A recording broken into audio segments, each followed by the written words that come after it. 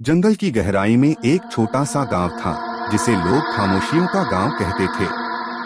वहां के लोगों की अपनी अपनी कथाएं थीं, जिन्हें सुनकर किसी के होश उड़ जाते थे। एक रात गांव के पास एक जंगल में एक खतरनाक शेर घूम रहा था।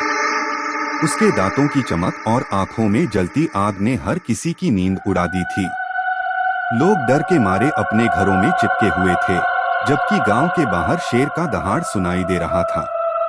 एक आदमी रामलाल नाम का, जो गांव का सबसे बहादुर और हर चुनौती को लेकर खड़ा हो जाता था, उसने निश्चय किया कि उसे इस खतरे से निपटना होगा।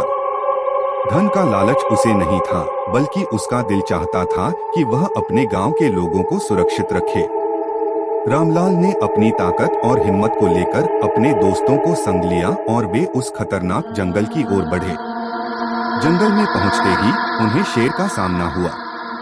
उनके दिल की धड़कनें तेज हो गईं, लेकिन वे हार नहीं माने। एक लंबा और भयानक युद्ध के बाद रामलाल ने शेर को मार गिराया, लेकिन उसके हाथों में भी चोट लगी थी।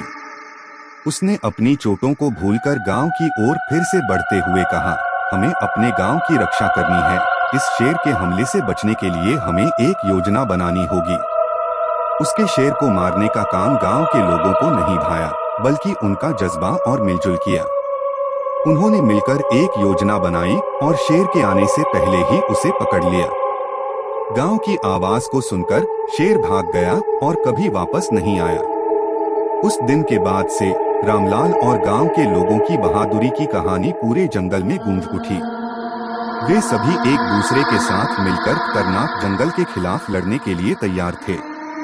यह घटना उनकी बहादुरी और साहस की गवाही देती है, जो एक छोटे से गांव को खतरों से लड़ने की क्षमता देती है। गांव के लोगों ने साथ मिलकर समस्याओं का सामना किया और उसे विजयी बनाया। इसका सबसे बड़ा सबक यह है कि एकता और सामूहिक इच्छा शक्ति किसी भी कठिनाई को पार करने में मदद कर सकती है।